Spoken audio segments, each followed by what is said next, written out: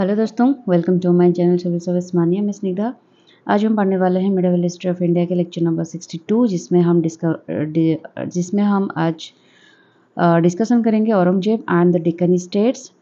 औरंगजेब के टाइम वक्त पे जब वो सम्राट थे 1658 से लेकर 87 तक उन्होंने डेक्कन में कौन कौन सी फेज देकर गुजरे, उसके बारे में हम आज डिस्कशन करेंगे।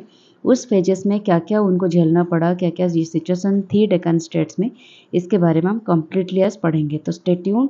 जिन्होंने अभी तक सब्सक्राइब नहीं किया है तो काइंडली रिक्वेस्ट करती हूँ सब्सक्राइब कर लीजिए।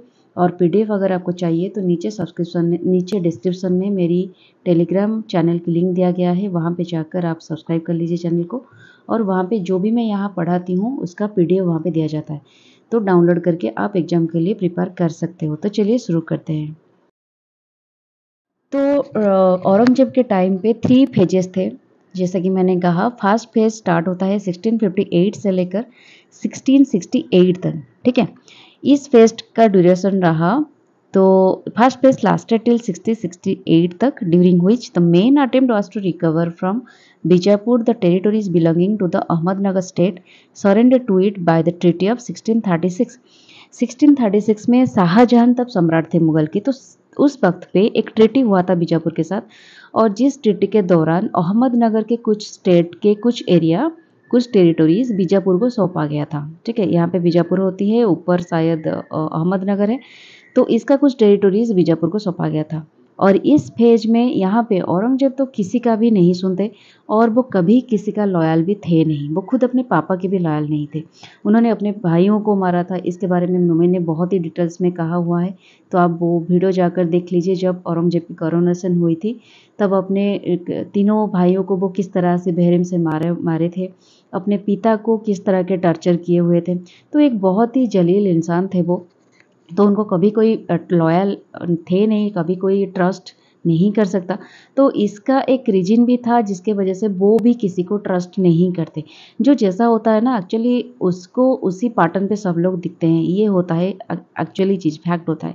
तो वो भी थे एक बेट्रायल पर्सन, वो हमेशा हम सभी को धोखा दिए हैं, तो डेफिनेटली उनको भी लगता था मुझे कोई, मेरे लिए कोई लॉयल नहीं है, मेरे लिए कोई ट्रस्टवर्दी नहीं है। तो इसी वजह से ना जो ट्रीटी हुआ था उसको भी वो हनन करने की कोशिश की। तो उस ट्रीटी में क्या हुआ था, बीजापुर को जो अहमदनगर की कुछ चीज़ें सौंपा गया था, तो उन्होंने उसको रिकवर करने की, बीजापुर को कम्प्लीटली मतलब बहुत सारी चीज़ों को, बीजापुर को कम्प्लीटली अख्तियार करने की उन्होंने कोशिश की हुई थी। तो औरंगजेब की प्रॉब्लम ये था, अनकमिंग टू द थ्रोन पे आने के बाद औरंगजेब के 2 प्रॉब्लम था डेक्कन को लेकर। तो पहला प्रॉब्लम था शिवाजी का पावर राइज होना, क्योंकि शिवाजी के बारे में तो हमने पिछले वीडियो में पढ़े हुए हैं, किस तरह से शिवाजी को उन्होंने ऑफेंडेड करते हैं, उनके साथ जो ट्रीटी होता है उस ट्रीटी पर वो भरोसा नहीं दिखाते। एक वक्त पे शिवाजी को प्रिजन करते हैं, और इम्प्रिजनमेंट में से शिवाजी भागकर आ जाते हैं और खुद का पावर बढ़ाने लगते हैं, खुद को मराठा के सम्राट घोषित करते हैं, कोरोनेशन करते हैं एक फॉर्मल तरीके से। तो इसके बाद शिवाजी का जो ऑरा था, शिवाजी का जो क्या बोलते हैं उसको, उनकी ताकत बस बढ़ ही गई। तब से, जब से वो आगरा से निकल के आए, इम्प्रिजनमेंट से निकल के आए थे, उसके बाद वो इस तरह से बढ़ने लगी उनकी ताकत, तो कोई भी उनको हरा नहीं पा रहा था। और सब, हर एक डेक्कन के जितने सारे सुल्तान्स रहते थे, वो सब सुल्तान्स उनसे डरे होके रह रहे थे। तो ये एक वजह थी, औरंगजेब भी उनको डरते थे। तो सेकेंड चीज़ ये है, the problem of persuading Bijapur to part with territory ceded to it by the treaty of 1636। Bijapur तब डेक्कन की एक बहुत ही स्ट्रॉन्ग टेरिटोरी माना जाता था तभी, क्योंकि बीजापुर के पास एक बहुत बड़ी टेरिटोरी थी, और जिसको 1636 में शाहजहां उसके साथ अहमदनगर के, गोलकुंडा के कुछ एरिया भी मिला दिए थे, और जिसको एकदम कंप्लीटली अख्तियार करना चाहता था औरंगजेब।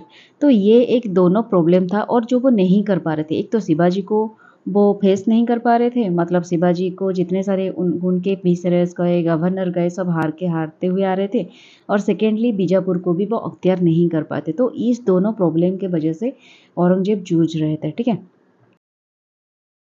सेकेंड फेज शुरू होता है 1668 से लेकर 84 तक। फर्स्ट पेज के बारे में डिटेल्स में हम पढ़ेंगे, मैं बस आपको ये बता रही हूँ कि first page, second page, third page में क्या क्या ओवरऑल हो रहा था।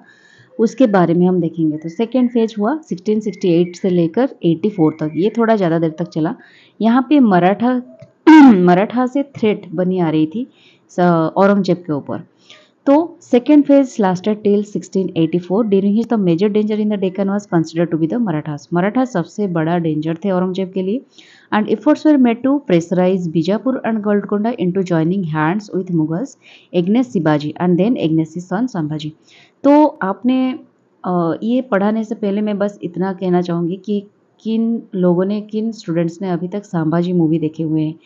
जिन्होंने नहीं देखा है एक बार देख लीजिए। हालांकि कम्प्लीटली ट्रू स्टोरी तो नहीं है, कुछ कुछ बहुत कुछ मैच करता है, कुछ कुछ मैच नहीं करता।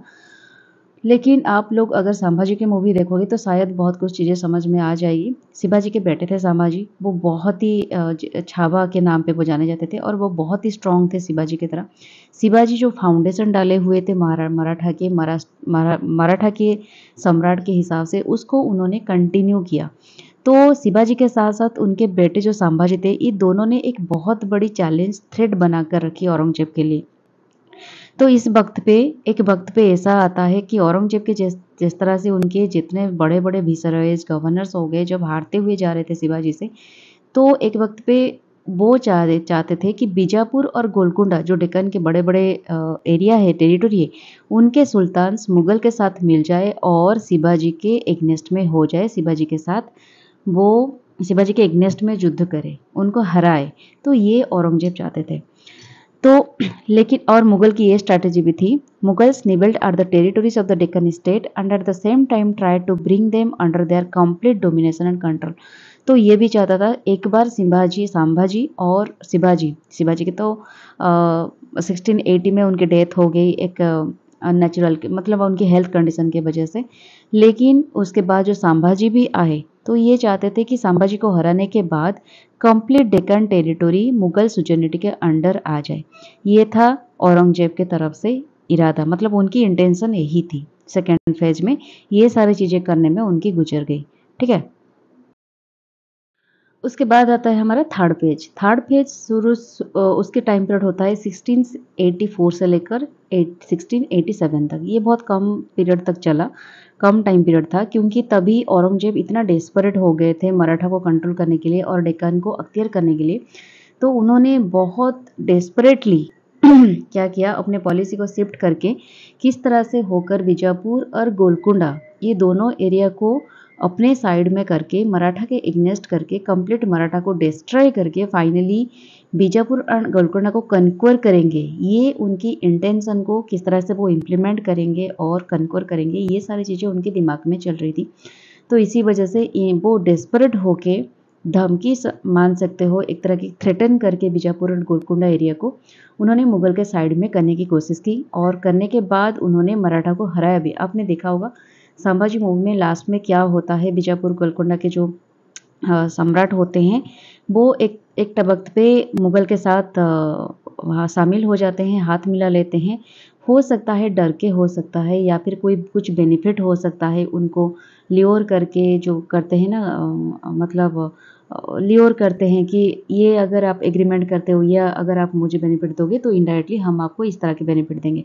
तो इस तरह से कुछ एग्रीमेंट्स बना के उन्होंने बीजापुर गोलकुंडा को अपने साइड में करके मराठा के साथ उन्होंने बेट्रायल किया और उसके बाद मराठा को हराया। तभी संभाजी थे, छावा थे जो सम्राट, तो उनको हरा के फाइनली बीजापुर गोलकुंडा को वो अपने एरिया में मिला देते हैं। इस तरह की कुछ सिचुएशन क्रिएट होती है। तो ट्रीटी ऑफ अबेंडनमेंट क्या होता है, तभी हमने इस बारे में तो बात किया कि 1636 में शाहजहां ने 1/3 ऑफ द टेरिटोरीज, अहमदनगर के जो 1/3 टेरिटोरीज को सौंप दिया था बीजापुर के। इन रिटर्न क्यों सौंपा था? एग्रीमेंट ये हुआ था कि वो मराठा को सपोर्ट नहीं करेंगे, मराठा से सपोर्ट को विद्रो अगर करेंगे तो बीजापुर में अहमदनगर की कुछ टेरिटोरीज को मिला दिया जाएगा। और उसके साथ क्या होगा और प्रॉमिस किया था कि वो कभी भी कन्क्वर नहीं करेंगे बीजापुर एंड गोलकुंडा को। लेकिन वो खुद ही इस ट्रीटी को अबंडन किया था 1657-58 में, और जिसके बाद गोलकुंडा एंड बीजापुर के अस्तित्व पे सवाल आ गए थे, थ्रेटन हो गए थे वो लोग। ठीक है। यहाँ पे एक बात मैं आपको बताना चाहूँगी दोस्तों कि ये जो मुगल पॉलिसी ट्रीटी बनाते हैं और उसके बाद उसको ट्रीटी को हनन करते हैं और 1 मिनट जिसके साथ क्यों ना हो शाहजहां या फिर औरंगजेब कोई भी क्यों ना हो, जो भी ट्रीटी को हनन करते हैं एक वक्त पे अपने प्रॉमिस को तोड़ देते हैं। तो उसके बाद एक वक्त पे क्या होता है, ये जो गोलकुंडा है और ये बीजापुर, ये दोनों एक वक्त पे सरेंडर कर जाते हैं और बीजापुर भी सरेंडर करता है निजाम शाही टेरिटरीज को, जो कि ग्रांट हुआ था 1636 में शाहजहां के द्वारा ट्रीटी के दौरान। निजाम शाही टेरिटोरीज भी चला जाता है अब मुगल सुजनिटी में। तो अगर इसका जस्टिफिकेशन के बारे में हम बात करें, इस चीज़ों को क्यों उन्होंने क्यों मुगल पॉलिसी जो था एक एग्रीमेंट बनाते हैं, एक वक्त के बाद वो एग्रीमेंट को तोड़ते हैं। तो ये होता है कि बीजापुर हो गया, गोलकुंडा हो गया, अहमदनगर हो गया, जो भी डेक्कनी स्टेट्स वगैरह होते हैं इंडिया में, डेक्कन एरिया में, तो ये एक बड़े-बड़े एरिया होते हैं और इनके सुल्तान्स, इनके आर्मी जो होते हैं एक बड़ी होती है। तो इन लोगों के पास कैपेसिटी होती है, इन सम्राटों के पास कैपेसिटी होती है कि ये सारे टोटल डेक्कन को अपने कंट्रोल में करके रख सकते हैं। तो क्या होता है, अगर मुगल सुजनिटी में बीजापुर आ जाता है, गोलकुंडा आ जाता है, अहमदनगर आ जाता है, तो उनके हिसाब से कि सारे डेक्कानी एरिया भी उनके सुजनिटी के अंडर आ जाएंगे। क्योंकि ये तीनों बड़े-बड़े सम्राट, अगर साम्राज्य एम्परर अगर आ गए तो डेफिनेटली डेक्कानी के स्टेट्स कंप्लीटली उनके अंडर में आ जाएंगे। तो यही इंटेंशन था शाहजहां का और औरंगजेब का, और उन्होंने कर्नाटक भी कन्क्वेस्ट करके रखा हुआ था। और ये चलते मुगल्स को यही सोचना था कि डेक्कन में जितने सारे प्रोविंसेस में गवर्नर है या फिर जितने सारे सम्राट है, वो मुगल वेसल्स बन जाएंगे। ठीक है, लेकिन रियलिटी में क्या हुआ, रियलिटी में ये होता था कि मुगल की आर्मी इतना बड़ा होते थे कि उनको मेंटेन करना बहुत डिफिकल्ट होता था, उनको बहुत हाई कॉस्ट की ज़रूरत होती थी। लेकिन आप लोग, मैंने एक वक्त पे आपको पढ़ाया हुआ था, आप लोगों को पता होगा कि जब जहांगीर के बाद शाहजहां आए ना, तभी से धीरे धीरे करके अकबर के टाइम पे बहुत ही ट्रेजरी भरपूर रखा हुआ था। चारों तरफ अकबर ने ट्रेजरी में भरपूर कर दिया था मुगल एम्परर को। लेकिन जहांगीर के वक्त पे थोड़ा कमा, उसके बाद शाहजहां के वक्त पे और थोड़ा कमा, जो फाइनेंशियल क्राइसिस दिखाई दी। और औरंगजेब के टाइम पे वो इतना आर्मी में खर्च कर रहे थे, मतलब आर्मी में खर्च तो हो रहा था लेकिन ज़्यादातर जो पैसा बर्बाद हो रहा था वो वार में बर्बाद हो रहा था। वो जितने इनकम कर रहे थे ना, उसने ज़्यादा से ज़्यादा स्पेंड कर रहे थे अपने आर्मी में, अपने वार में। तो इसके वजह से क्या हो रहा था, और उनकी ट्रेजरी जो ख़त्म हो रही थी। तो इसी वजह से कभी-कभी क्या हो रहा था, डेक्कन के इस एंगेजमेंट के, जो डेक्कन में इतने सारे आर्मी एंगेज हो रहे थे, जिसके वजह से धीरे धीरे करके उनकी ट्रेजरी खत्म हो रही थी। और ये जो यहाँ पे जो गुजरात मालवा एरिया में, ये काफ़ी सारा एरिया था, बहुत प्रॉस्परस एरिया था, रिच एरिया था। क्योंकि यहाँ पे सूरत में तो फॉरेन ट्रेड वगैरह होती थी, तो इसी वजह से इस पोर्ट में, इस जगह पे ज़्यादा ट्रेजरी थी। मालवा एरिया में काफ़ी डेवलप था, तो इसी यहाँ से ट्रेजरी आकर, पैसा आकर यहाँ से खर्च हो रहे थे। ठीक है, ये सारी चीज़ें हो रही थी। 1 मिनट में थोड़ा इसको इरेज़ कर देती हूँ, ख़राब दिख रहा है। तो ये सारी चीज़ें हो रही थी। तो उसके बाद क्या हुआ, ये जो चीज़ें हो रही थी, पॉलिसी को बनाना और एक वक़्त पे तोड़ना, इसमें क्या कॉन्सिक्वेंसेस हुआ मुगल के एम्परर को लेकर। तो मुगल जो साम्राज्य थी, धीरे-धीरे लोग जो राजपूत थे या फिर जो सुल्तान्स थे बाकी प्रोविंसेस में, उनको उनकी लॉयल्टी और उनकी बिलीव धीरे-धीरे ख़त्म होने लगी मुगल की तरफ। क्योंकि उनको पता हो गया कि मुगल अपने वादों पे कभी पक्के नहीं हो सकते। तो इसी वजह से जब मुगल उनको ये एग्रीमेंट करने के लिए बोलते थे कि आप लोग हमारे तरफ आ जाओ और मराठास के खिलाफ हम वार छेड़ देंगे, तो ये बात उनको हजम नहीं होती थी। ठीक है, इसी वजह से जो भी एग्रीमेंट होता था वो थोड़ा लिटिल सक्सेस होता था।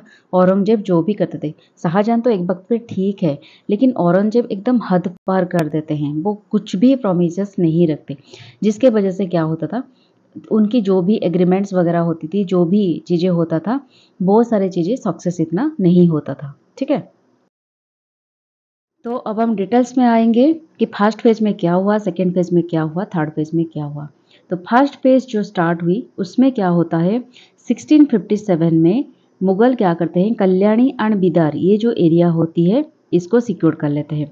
तो पारिंदा परेंडा जो एरिया है वह सक्सीडेड बाय ब्राइव इन 1660। तो उसके बाद परेंडा एरिया भी ब्राइव के मतलब ब्राइव के चलते उसको सिक्योर कर लेते हैं। सोलापुर को अभी तक सिक्योर नहीं कर पाए मुगल। उसके बाद होता है जय सिंह। जय सिंह की यहाँ पे एक जय सिंह के बारे में तो हमने पढ़ा हुआ है, आप लोगों को पता होगा पिछले वीडियो में मैंने पिछले वीडियो तो वहाँ पे जब शिवाजी के बारे में मैंने डिस्कशन किया हुआ था तभी आपको बताई थी कि जय सिंह एक बहुत ही लॉयल फ्रेंड थे औरंगजेब के, एक बहुत ही लॉयल नोबेल थे। वो एक राजपूत थे लेकिन बहुत लॉयल थे और औरंगजेब के बहुत बड़े एडवाइजर थे। तो उनको भेजा था शिवाजी को, औरंगजेब ने भेजा था शिवाजी को कैप्चर करने के लिए, ठीक है। और औरंगजेब एक एग्रीमेंट की प्रस्ताव लेकर और जय सिंह एक एग्रीमेंट की प्रस्ताव लेकर गए थे शिवाजी के साथ प्रस्ताव करने के लिए औरंगजेब के पास, लेकिन औरंगजेब उसको मतलब उनको इतना इम्पोर्टेंस नहीं दिया उस एग्रीमेंट को, क्योंकि उनको लगता था कि जय सिंह की ये जो एडवाइस है इतना स्ट्रांग नहीं है। तो इसके चलते क्या क्या कॉन्सिक्वेंसेस हुआ आपको पता है। शिवाजी भागकर आ गए और अपने आप को एक वक्त पे अपने आर्मी को स्ट्रांग बनाया, खुद को स्ट्रांग बनाया और फॉर्मल तरीके से खुद को एम्परर घोषित कर दिया मराठा के, ठीक है। तो आफ्टर इस सक्सेशन औरंगजेब क्या करते हैं, जय सिंह को ये तो बोलते हैं कि मैंने आपको बोला कि शिवाजी और आदिल शाह इन सबको पनिश करने के लिए बोलते हैं। और इसमें औरंगजेब दिस सोच Aurangzeb's confidence in the superiority of the Mughal arms and the under estimation of his opponents. तो यहाँ से औरंगजेब अपने ओपोनेंट को अंडर एस्टिमेट करते हैं, जिस तरह की मैंने आपको कहा। तो अपने मुगल आर्मी के ऊपर वो इतना कॉन्फिडेंस होते हैं, इतना सुपेरियरिटी दिखाते हैं, तो उनको लगता है मेरे के बराबर कोई नहीं है, मेरे साथ किसी को एग्रीमेंट नहीं हो सकता। मतलब एक चीफ को, एक सरदार के साथ मैं क्या एग्रीमेंट करूंगा, मैं करूंगा तो मेरे लेवल का एक लोगों के साथ करूंगा ना। तो ये चिंताधारा थी औरंगजेब की। लेकिन जय सिंह जो थे वो एक मतलब क्या बोलते हैं, वो दूर से देखने वाला एक इंसान थे। वो दूर चीज़ों को, लोगों को परखने की उनके पास ताकत थी, उनके पास सोच थी। तो उन्होंने, वो एक एस्यूट पॉलिटिशियन भी थे।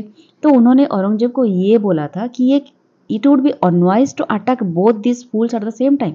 शिवाजी एंड आदिल शाह को एक साथ पनिश करना, एक साथ अटैक करना फूल होगा, क्योंकि एक तो शिवाजी बहुत स्ट्रांग थे, उनको अटैक करने के लिए बहुत ही टैक्टिक की ज़रूरत है, बहुत ही स्ट्रैटेजी की ज़रूरत है और उसके साथ बहुत बड़ी आर्मी की ज़रूरत है। उसी पैटर्न पे आदिल शाह को भी आपको इसी पैटर्न पे ही स्ट्रैटेजी के साथ कैप्चर करना होगा। लेकिन मुगल की आर्मी, औरंगजेब क्या करते थे, आगे बताऊंगी मैं आपको, आगे चलते हैं। जय Singh was the only Mughal politician who advocated on allowed forward policy in the Deccan during this period, ठीक है। तो उन्होंने जो दिया था कि बीजापुर और शिवाजी के साथ आप एग्रीमेंट कर लो, शिवाजी के साथ अगर आप एग्रीमेंट कर लेते हो तो वो मदद करेंगे हमको डेक्कन एरिया को मुगल सुजनिटी के अंडर लाने के लिए। यही उनकी थी ना एग्रीमेंट। लेकिन Jai Singh was the opinion that the Maratha problem could not be solved without a forward policy in the Deccan, a conclusion to which Aurangzeb finally came 20 years later। तो ये उनके ऊपर महंगा पड़ गया। और जय सिंह की ये जो फॉरवर्ड पॉलिसी थी कि और डेक्कन को कम्प्लीटली अपने कैप्चर करने के लिए शिवाजी को अपने तरफ लाना पड़ेगा, शिवाजी के एग्नेस्ट में जाकर हम ये सब नहीं कर सकते। उनको पता था शिवाजी का कितना स्ट्रांग है, शिवाजी कितने स्ट्रांग है, शिवाजी का ताकत के बारे में उनको पता था। लेकिन ये सारी चीज़ें औरंगजेब नेगलेक्ट करते हैं, औरंगजेब दिखते नहीं हैं, मतलब औरंगजेब इन सभी चीज़ों को इग्नोर करते हैं। तो जिसके चलते 20 years later औरंगजेब को सब कुछ झेलना पड़ा।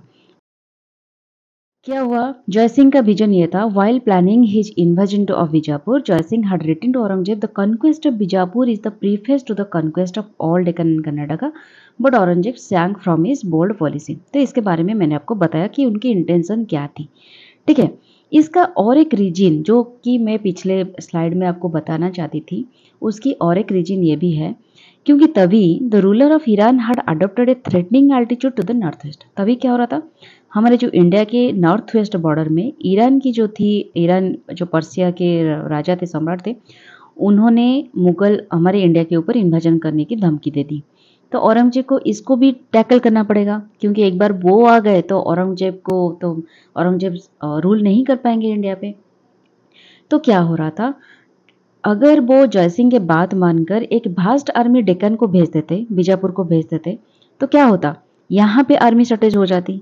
ठीक है, हर एक इंसान की पर्सपेक्टिव के देखो, जय सिंह देखते थे कंप्लीट इंडिया में टेक ओवर करने के लिए, लेकिन औरंगजेब को कंप्लीट इंडिया को टेक ओवर करना था। ठीक है, तो उनको नॉर्थ वेस्ट बॉर्डर को भी देखना था। तभी अफगान की जो सिचुएशन थी, अफगान सिचुएशन को भी उन्होंने हैंडल किया बहुत डिफिकल्टी से वहां पे जाकर। और तभी शिवाजी यहाँ पे अपने राज कर लिए। शिवाजी 2 साल में अपने आप को बहुत शक्तिशाली बना लिया। तो अभी उसके बाद क्या होता है, ईरान आ गए नॉर्थ वेस्ट बॉर्डर में एंट्री करने के लिए। तो उनको लगा अगर मैं यहाँ पे आर्मी भेज दूंगा तो यहाँ पे आर्मी शॉर्टेज हो जाएंगे, तो डिवाइड हो गए अगर आर्मी, तो डेफिनेटली आर्मी तो सबसे बड़ी स्ट्रेंथ होती है ना एक एम्पेरर की, एक सम्राट की, तो डिवाइड हो जाएंगे। तो अगर एक बार ईरान पर्सियन किंग यहाँ पे आ गए तो ये तो लेने के देने पड़ जाएंगे। तो उन्होंने क्या किया, would need the presence of emperor himself for a large armies could not be left in charge of a noble or an ambitious prince। तो इसी रीजन के वजह से उनको ये सही नहीं लगा कि मैं एक नोबेल को इतने सारे आर्मी नहीं भेज सकता, और एक नोबेल के साथ इतने सारे भेज दूंगा तो मेरी मिसफॉर्चून स्टार्ट हो जाएगी। और also as long as Shahjahan was alive, Aurangzeb could not afford to go away on a distant campaign। जब तक शाहजहां अलाइव थे तब तक औरंगजेब कभी मतलब एक डिस्टेंट कैंपेन कभी गए नहीं। ठीक है, तो इस बात को, सभी बात को कुल मिलाकर औरंगजेब सोचते हुए ये सारी चीज़ें किया, लेकिन इसकी कॉन्सिक्वेंसेस ये थी कि जयसिंह तो हार गए। बीजापुर को मुगल्स जनरल कैप्चर नहीं कर पाए, यहाँ पे शिवाजी को भी कैप्चर नहीं कर पाए। हर एक चीज़ धीरे धीरे उनके हाथों से फिसलती गई। ठीक है, failure of Jaisingh Bijapur campaign 1665 में, तो लिमिटेड रिसोर्सेज के साथ जयसिंह को उतरना पड़ा बीजापुर कैंपेन में। तो 1665 में फाइनली वो फेल हो गए, बीजापुर कैंपेन में वो बीजापुर को कैप्चर नहीं कर पाए। The campaign recreated the united front of the Deccan states against the Mughals for Qutb Shah sent last force to aid Bijapur. तो यहाँ पे क्या होता है, जो डेक्कन में पर्टिकुलर जो यहाँ पे बीजापुर है, अहमदनगर है, गोलकुंडा है, गोलकुंडा में यहाँ पे कुतुब शाह थे, तो यहाँ पे शिवाजी भी थे। तो सब कुल मिलाकर मुगल के ऊपर अटैक बोल दिए। तो यहाँ पे कुतुब शाह बहुत बड़े फोर्स भेजे थे बीजापुर को हेल्प करने के लिए, जिसके चलते इतना लिमिटेड रिसोर्सेस में जयसिंह को हारना पड़ा। और डेक्कनी को आपको तो पता है, डेक्कनीज बहुत गरीला टैक्टिक में युद्ध करते हैं, पता भी नहीं चलता कहाँ से निकलते हैं और कहाँ से युद्ध करते हैं। तो ये इस चीज़ को जयसिंह को, ये सारी चीज़ें जो हुआ तो जयसिंह इसमें हार जाते हैं। Devastating the countryside so that the Mughals could get no supplies. उन्होंने क्या किया, जो गरीला टैक्टिक की, जब जयसिंह आकर पहुंचे बीजापुर पे, तो ये जो बीजापुर की आर्मी थी वो पीछे हट गए। तो जब पीछे हट गए तो जयसिंह की आर्मी आगे आते गए। तो एक वक्त पे क्या हुआ, ये गरीला टैक्टिक में ये पीछे को की एरिया को डेक्कनीज कैप्चर कर लिया। तो क्या हुआ, सप्लाई सब बंद हो गई चारों तरफ से। अगर सप्लाईज नहीं होगी बैक साइड से तो आर्मी लड़ेगी कैसे? ठीक है, इतना लिमिटेड रिसोर्स के साथ तो कोई भी नहीं लड़ सकता। अंदर वो कैप्चर हो गए, मतलब अंदर वो फंस गए। ठीक है, ट्रैप हो गए। तो यहाँ पे जयसिंह की हार होती है। Jaisingh found that he had no means to assault the city since he had no brought siege guns. उन्होंने सीज गन्स वगैरह, उनका सप्लाई बंद हो गया, and to invest the city was impossible. तो उसके बाद क्या हुआ, the retreat proved costly and neither money nor any additional territory was gained by Jaising by this campaign। तो इसमें जो गेन उनका तो लॉस हुआ, तो उसके साथ कोई भी टेरिटोरीज वो यहाँ पे जीत नहीं पाए। तो इस डिसअपॉइंटमेंट के साथ जयसिंह को बहुत बुरा लगता है एक वक्त पे, क्योंकि औरंगजेब हमेशा उनको बिलीव करते हैं, तो इस बिलीव के साथ उनको डेक्कन में भेजा गया था, और इसी वजह से वो डायरेक्ट आंसरेबल थे औरंगजेब के लिए, मतलब जयसिंह को वो इतना ट्रस्ट करते थे। तो इसी वजह से बहुत सारे डिसअपॉइंटमेंट के साथ जयसिंह की डेथ हो जाती है 1667 में। तो उसके बाद 1668 में Mughal secured the surrender of Solapur by bribery. तो एक कुछ एग्रीमेंट वगैरह करके क्या करते हैं, मुगल सोलापुर को कैप्चर कर देते हैं। तो यहाँ पे फर्स्ट फेज खत्म होता है। ठीक है, उसके बाद दोस्तों आता है, शुरू होता है हमारा सेकेंड फेज, जो कि चला 1668 से 84 तक। ये थोड़ा लंबी समय तक चला। यहाँ पे मदाना एंड अखाना, ये दोनों भाई थोड़े वक्त के लिए बहुत ही स्ट्रांग बन गए थे, और ये दोनों भाई के चलते थोड़ा औरंगजेब को डिफिकल्टी हुई। क्या होता है देखते हैं डिटेल्स में। The Mughals virtually marked time in the Deccan between 1668 and 1676। तो या इसी बीच इस टाइम पीरियड पे मुगल थोड़ा थोड़ा यहाँ पे स्टैग्नेशन मोड पे आ गई। ठीक है, तो इस मोड पे क्या हो रहा था, a new factor during the period was the rise of power of Madanna and Akhanna. Golconda area पे, यहाँ पे इंडिया में पे यहाँ पे आपका बीजापुर देखेंगे आप, यहाँ पे ऊपर मोहम्मद नगर है और यहाँ पे गोलकुंडा है। ये जो हैदराबाद, आंध्र प्रदेश की, तेलंगाना की कुछ पार्ट, तो यहाँ पे सब आता है गोलकुंडा में। तो जो गोलकुंडा में दो भाई थे जिनका नाम था मदना अखना, उनकी पावर थोड़ी थोड़ी राइज हो रही थी।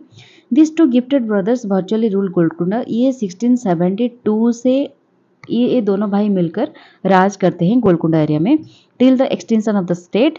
1687 में ये गोलकुंडा एरिया एक्सटेंशन हो जाती है। ठीक है, the brothers followed a policy of trying to establish a tripartite alliance. उन्होंने ट्राई किया था, क्यों उनका पावर राइज हो गया, क्योंकि उनको लगा कि हम अगर अलायंस बना के रहेंगे तो डेफिनेटली मुगल पावर को हम फेस कर पाएंगे। अगर एक एक होके रहेंगे, आइसोलेट होके, तो डेफिनेटली मुगल पावर को कोई नहीं झेल सकता।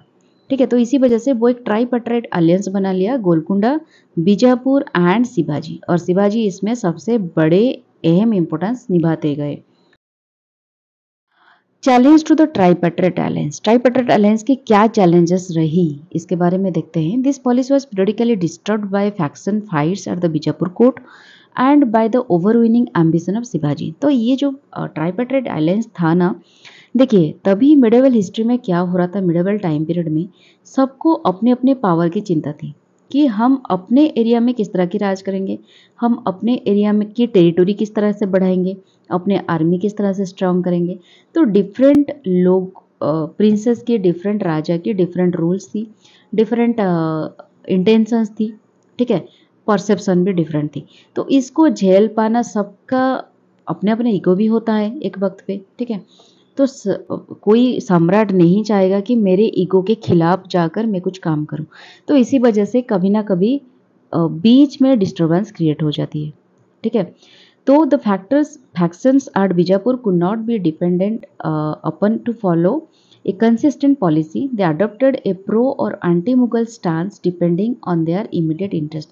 तो जब जब जिसको लगा कि एंटी मुगल स्टांस उनका आता था, एंटी मुगल जब खुद का कुछ इंटरेस्ट होता था, तो उसी हिसाब से, उसी पैटर्न पे वो मतलब मॉडिफाई करते थे वो जो एग्रीमेंट होता था। तो जिसकी वजह से एक इंटरनल कॉन्फ्लिक्ट क्रिएट होती थी। शिवाजी क्या क्या करते थे, कभी बार looted and alternatively supported Bijapur against the Mughals. तो शिवाजी लूटपाट भी करते थे और मुगल्स के खिलाफ बीजापुर को सपोर्ट भी करते थे। Although seriously concerned at the growing Maratha power, Aurangzeb, it seems, was keen to limit Mughal expansion to the Deccan. Hence, repeated efforts were made to install and back a party at Bijapur which could cooperate with the Mughals against Shivaji and which could not led by Golconda. यहाँ पे क्या होता है, औरंगजेब को एक वक्त पे ये समझ आ जाता है कि अगर शिवाजी के एग्नेस्ट में शिवाजी को हराना है तो हमें बीजापुर या फिर गोलकुंडा, ये दोनों को मुगल के सोजनिटी के अंडर लाना होगा। तो से बार बार इसी वजह से बार बार वो बीजापुर और गोलकुंडा के साथ एग्रीमेंट करने की कोशिश करते थे और बैक में बीजापुर को सपोर्ट भी करते थे और ये बताते थे कि शिवाजी के एग्नेस्ट में आप हमारे साथ आ जाओ और शिवाजी के एग्नेस्ट में हम वार घोषणा करेंगे। ठीक है, ये सारी चीजें हो रही थी। तो इसके चलते क्या हुआ, बार बार जो मुगल मिलिट्री फोर्सेस इंटरवेंशंस हो रहे थे, उसके चलते क्या हुआ, the only result of Mughal diplomatic and military efforts was the reassertion of the united front of the three Deccani powers against the Mughals. तो उनका एक ही इरादा था, जो ट्राइपेट्राइट उन्होंने अलियंस बना रखी थी उनको तोड़ना है, ये यूनाइटेड फ्रंट को तोड़ना है एगेंस्ट, मतलब मुगल्स के खिलाफ जो भी वो बना रहे हैं स्ट्रैटेजी या फिर अलियंस बना रहे हैं, उनको तोड़ने की कोशिश हो रहा था। A last desperate effort of Diler Khan the Mughal viceroy, एक मुगल विसरे थे जिनका नाम था डायलर खान। ये लास्ट एफर्ट औरंगजेब के द्वारा किया गया 1679 और 80 में। इसके चलते बीजापुर को कैप्चर करने के लिए उन्होंने भेजा, लेकिन ये भी फेल हो गया क्योंकि Largely because no Mughal viceroy had the means to contend against the united force of the Deccan states। ये क्यों फेल हुआ कि सेम रीजन था, लिमिटेड रिसोर्सेज थी, ठीक है, और यहाँ पे डेक्कनीज जो थे वो बहुत ही स्ट्रांग थे। यहाँ पे बीजापुर आ गया, गोलकुंडा और शिवाजी, ये तीनों के तीनों बहुत ही स्ट्रांग तभी हो रहे थे, डेक्कन में रूल कर रहे थे। तो इनको लिमिटेड रिसोर्स के साथ मुगल आर्मी के द्वारा जंग छेड़ना एक बहुत बड़ी गलतफहमी है, ठीक है। A new element which is brought into play was the matchlock and Karnataki foot soldier. यहाँ पे एक चीज़ देखने को मिली, जो कर्नाटकी फुट सोल्जर्स की मैचलॉक आर्म्ड, यहाँ पे 30,000 ऑफ देम सेंड बाय, ये जो डालिर खान ने अटैक किया डेक्कनी सुल्तान्स को, तो डेक्कनी सुल्तान्स को हेल्प करने के लिए यहाँ पे कर्नाटकी फुट सोल्जर्स की यूज़ किया गया। बरार चीफ जो थे प्रेम नायक, उन्होंने 30,000 फुट सोल्जर्स उन्होंने भेजा था, जो कि एक major factor in withstanding the Mughal siege of Bijapur 1679-80। इस मुगल सम्राट को फेस करने के लिए जो सबसे बड़ी मेजर फैक्टर थी, मेजर हेल्प थी, वो था बेरार चीफ की जो 30,000 सोल्जर्स भेजने वाली चीज़, ठीक है। शिवाजी भी अपने तरफ से एक लार्ज फोर्स भेजी थी बीजापुर को हेल्प करने के लिए and raided the Mughal dominions. Mughal dominion जितने सारे थे उनको भी उन्होंने रेडेड किया ऑल डायरेक्शन से। तो उसके बाद डायलर खान यहाँ पे अचीव नहीं कर पाए, मतलब यहाँ पे फेल हो गए, except lying Mughal territories open to Maratha raids, hence he was recalled by Aurangzeb. तो यहाँ पे जब फेल हो गए, उनको औरंगजेब अपने पास बुला लिया, ठीक है। उसके बाद आता है हमारा लास्ट पेज, जिसको थर्ड पेज बोलते हैं, और ये चला 1684 से लेकर 87 तक। यहाँ पे ये जो थर्ड पेज है, ये सबसे महंगा पड़ा डेक्कन स्टेट में, और यहाँ पे कन्फेस्ट होता है बीजापुर मुगल को, ठीक है।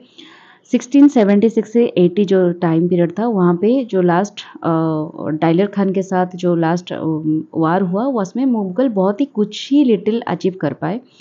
उसके बाद औरंगजेब खुद डिसाइड किया कि वो जाकर डेक्कन के साथ जो भी चीज़ें हैं उसको डायरेक्ट फेस करेंगे। तो औरंगजेब डेक्कन में पहुंच गए 1681 में इन परस्यूट ऑफ हिज रिबल सन। उनके जो रेबल सन थे प्रिंस अकबर, जो कि अपने पिता औरंगजेब के खिलाफ लड़ रहे थे, उनको हैंडल करने के लिए उन्होंने डेक्कन पे पहुंच गए। At first he concentrated his force against Sambhaji. तभी ये जो प्रिंस अकबर थे वो संभाजी के साथ अलियंस बना लिए थे, ठीक है, वो संभाजी के साथ मिलकर औरंगजेब के एग्नेस्ट कुछ कार्रवाई करवाए थे। तो यहाँ पे उन्होंने, तभी शिवाजी का डेथ हो गया था 1680 में। तो ये क्या हुआ, अब औरंगजेब वहाँ पे पहुँच के संभाजी के ऊपर अब कंसंट्रेट करने लगे। उसके बाद क्या हुआ, while making renewed efforts to detach Bijapur Golconda from the side of Maratha. तो तभी जो अलियंस बना हुआ था बीजापुर गोलकुंडा एंड मराठा की, उस अलियंस को तोड़ने के लिए उन्होंने वहाँ पे कोशिश जारी कर दी, ठीक है। ये हो गया मराठा, ये हो गया हमारा बीजापुर, एंड ये हो गया हमारा गोलकुंडा, ठीक है। His efforts did not have an outcome different from those of the earlier ones. The Marathas were the only shielded against the Mughals। तो मुगल के लिए ओनली मतलब ये जो डेक्कन में ओनली जो शिल्डेड थे, डेक्कन को ओनली सबसे ज़्यादा जो प्रोटेक्शन दे रहे थे वो थे मराठास की army, and the Deccan states were not prepare to throw it away. तो इसी वजह से जो बीजापुर गोलकुंडा के जो राजा थे, जो सम्राट थे, वो मराठास के साथ अलियंस को तोड़ने की मतलब सपोर्ट में नहीं थे। इसी वजह से, क्योंकि मराठास जो थे वो एक प्रोटेक्शन दे रहे थे, हर एक लोग वो बहुत स्ट्रांग थे। तो औरंगजेब ने आदिल शाह को बुलाया as a vessel to supply provision to the imperial army. तो उन्होंने कहा कि इम्पीरियल आर्मी को अपने आप को एक सप्लाई देनी है, प्रोविजन देनी है कि आपकी एरिया के थ्रू होकर हमारे आर्मी जाएंगे मराठा के साथ लड़ने के लिए, संभाजी के साथ लड़ने के लिए। तो आपको हमें अलाउ करनी है, आपके एरिया के अंदर जब जाएंगे आप वहाँ पे रजिस्ट नहीं करोगे, ठीक है। तो इसके दौरान क्या हुआ, passes through his territory and supply contingent of 5,000 to 6,000 cavalry भी सप्लाई करने के लिए उन्होंने आदिल शाह को बोला। एक हो सकता है एग्रीमेंट नहीं, एक धमक के तौर पे उन्होंने बोला कि मराठास के अगेंस्ट लड़ने के लिए आपको इतने कैवेलरी हमें देने होंगे। ही ऑल्सो डिमांडेड, उनको ये भी बोला गया कि सरजा खान जो कि एक बीजापुरी नोबेल थे, एक लीडिंग बीजापुरी नोबेल थे, उनको भी आपको एक्सपेल करना है, ठीक है, उनको एक्सपेल करना है, मतलब भगाना है अपने पोस्ट से। An open rupture was now inevitable. तो इनको लगा अगर मैं ये धमकी को नहीं सुनूंगा तो हो सकता है मुगल सम्राट हमको ऊपर आक्रमण कर दे। तो आदिल शाह इसी वजह से अपील किया गोलकुंडा को और संभाजी को अपील किया हेल्प के लिए, जो कि प्रॉम्प्टली भी ये दोनों ने हेल्प करने के लिए निकल गए। Even the combined forces of the Deccan states could not withstand the full strength of the Mughal army, particularly when it was commanded by the Mughal emperor himself। इस दौरान इस बार मुगल आर्मी को विथस्टैंड करना कंप्लीट डेक्कनी का जितने सारे एरिया के सोल्जर्स है सब मिलकर भी इस बार मुगल को कैप्चर नहीं कर पाए, मुगल को फेस नहीं कर पाए। क्यों? क्योंकि इस बार औरंगजेब जो आए थे वो हर एक आर्मी को मतलब कंप्लीट फोर्स को लेकर आए थे। जब जय सिंह आए और जब दलेर खान आए, जो भी आए, जितने सारे गवर्नर यहाँ पे आ गए तो वो हाफाजर्ड आर्मी के साथ आए थे, इसी वजह से वो फेल हो गए। लेकिन अब जब औरंगजेब आए वो अपने खुद एक वास्ट आर्मी को लेकर आए और जिसके चलते डेक्कनी फोर्स, मराठा फोर्स उनको संभाल नहीं पाई।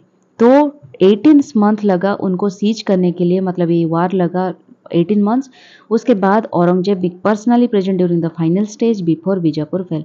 तो 1686 में 18 मंथ के एक स्ट्रॉन्ग सीज के बाद फाइनली बीजापुर कैप्चर होता है बाय मुगल, संभाजी भी कैप्चर होते हैं बाय मुगल्स। और इसके ये संभाजी मूवी में ये सब दिखाया गया है। फाइनल आप जो आप अगर देखोगे तो आपको फाइनली फील होगा, मतलब रियली फील होगा कि कितना टॉर्चर वो करते थे, कि किस लेवल की एक घटिया एम्पेरर थे Aurangzeb. This provides ample justification for the earlier failure of जय सिंह। तो ये जो चीज़ हुआ ना, बीजापुर जो फेल हुआ, बीजापुर जो कैप्चर हुआ, ये बताता है, एक जस्टिफिकेशन देता है क्यों जय सिंह एंड दलेर खान यहाँ पे जीत नहीं पाए, इस कैंपेन में हार गए। ठीक है, और यहाँ के चलते कैंपेन एगेंस्ट गोलकुंडा वाज इनहेबिटेबल। तो बीजापुर के बाद नेक्स्ट फॉलोइंग ईयर में औरंगजेब गोलकुंडा को भी अख्तियार कर लिए। ठीक है, यहाँ पे क्या होता है, तो बीजापुर तो कैप्चर हो गया और उसके बाद आता है गोलकुंडा के बारे में। गोलकुंडा में क्या हुआ? The sins of Qutb Shah were too many to be pardon. तो कुतुब शाह भी इतने सारे चीज़ें कर रखे थे जिसको भी औरंगजेब एक वक्त में पार्डन करके हुए आ रहे थे, फॉरगिव करते हुए आ रहे थे। उन्होंने he had given supreme power to the infidels, Madanna Akhanna. ठीक है, तो क्या होता है, ही हैड गिवन, उन्होंने जो मदन अखाना थे गोलकुंडा में राज कर रहे थे, उनको उन्होंने काफ़ी सुप्रीम पावर दे रखी थी और यहाँ पे राज करने के लिए। और उसके साथ साथ उन्होंने शिवाजी को भी वेरियस ओकेजन में हेल्प किया था मुगल के खिलाफ लड़ने के लिए। उनकी जो लेटेस्ट ट्रिचरी थी वो थी was sending 40,000 men to aid a Bijapur. जब बीजापुर के को कैंपेन हो रही थी औरंगजेब के तरफ से, तो तभी उन्होंने 40,000 मेन भेजा था। औरंगजेब तभी वार्निंग दिए थे कुतुब शाह को, फिर भी उन्होंने ना मानते हुए अपने एलियंस के ऊपर ट्रस्ट दिखाते हुए 40,000 मैन को भेजा था बीजापुर में हेल्प करने के लिए। और उसके बाद 1685 में जब औरंगजेब की मुगल आर्मी पहुंच गई गोलकुंडा में, तभी एक स्टीप रेजिस्टेंस भी उन्होंने दिया कुतुब शाह अपने तरफ से, लेकिन फिर भी मुगल्स उनको गोलकुंडा को ऑक्युपाई कर लिया। ठीक है, एम्परर औरंगजेब तभी राजी हो गए कुतुब शाह को पार्डन करने के लिए, फॉरगिव करने के लिए, इन रिटर्न कि आपको एक ह्यूज सब्सिडी देनी होगी। ठीक है, आपकी कुछ एरिया को हम उनके मुगल सुजनिटी के अंडर लाना होगा, मतलब मुगल के एरिया में मिलानी होगी। और उसके साथ साथ जो दो भाई थे मदन अखाना, इन दोनों को आउस्ट करना होगा, मानना पड़ेगा। कुतुब शाह इसमें एग्री हो गए। कौन लोग एग्री नहीं होगा? जब जान पे बात आ जाती है ना, तो अपने साम्राज्य के ऊपर बात आ जाती है तो डेफिनेटली कोई किस का फिसल जाता है उनकी इरादा। तो कुतुब शाह भी एग्री हो गए क्योंकि उनको अपनी जान की पड़ी थी। तो उन्होंने मदन अखाना को भी एक वक्त पे स्ट्रीट में घुसाड़ते हुए उनको मारने की भी, मतलब स्ट्रीट में इस तरह से ड्रैग करते हुए जा लेकर उनको मर्डर किया 1686 में। इतने सब एग्रीमेंट के चलते, मतलब एग्रीमेंट में एग्री होते हुए भी औरंगजेब उनको फॉरगिव नहीं किया उनको, मतलब ऑल दिस चीजेस, but even this crime fail to save the Qutub Shah. ठीक है, तो मुगल ने क्या किया, गोलकुंडा के ऊपर एक ओपन सीज किया और 1687 1687 में एक ओपन सीज करते हैं and after more than 6 month उनको लगा वहाँ पे कैंपेन करने के लिए, और कैंपेन करने के बाद उनकी गोलकुंडा मुगल सुजरनेटी के अंडर आ जाती है on account of treachery and bravery. इतने रॉयल होने के बावजूद भी, मतलब इतने हेल्प करने के बावजूद भी, एक जो एक्यूजेशन होता है ना ब्रावेरी एंड लांच लेने में और धोखेबाजी करने में, ट्रिचरी करने में, तो ये सब के ये में मुगल को वो अपने शरीर गोलकुंडा को वो कैप्चर करते हैं। तो ये होता है औरंगजेब डेक्कनी स्टेट को अपने अंडर ला लेते हैं, ठीक है, ट्रायम्फ्ड होते हैं, जीत पाते हैं डेक्कन स्टेट्स के ऊपर, और एक वक्त पे बीजापुर गोलकुंडा फाइनली एक्सटिंक्ट होता है। लेकिन यहाँ से स्टार्ट होता है औरंगजेब की डिफ़िकल्टीज़, और ये डिफ़िकल्टीज़ उनके लाइफ में क्यों शुरू होता है, इसके साथ साथ हम आगे वीडियो में देखेंगे। तो तब तक के लिए stay tuned with my channel, और जिनको मेरी वीडियो अच्छी लगती है, एक रिक्वेस्ट है, काइंडली कमेंट दीजिए कैसा लग रहा है, ताकि मुझे मोटिवेशन मिले, और अपने फ्रेंड्स के साथ शेयर कीजिए। जितने आप शेयर करोगे, कमेंट करोगे, लाइक करोगे, तो यूट्यूब उसको रिकमेंड करेगा डिफरेंट लोगों के पास, तो मुझे मोटिवेशन मिलेगा आगे आप लोगों को मदद करने के लिए। तो इसी रिक्वेस्ट के साथ मैं ये वीडियो यहाँ पे कंप्लीट करती हूँ। नेक्स्ट वीडियो के लिए stay tuned with my channel. Tata bye bye and take care.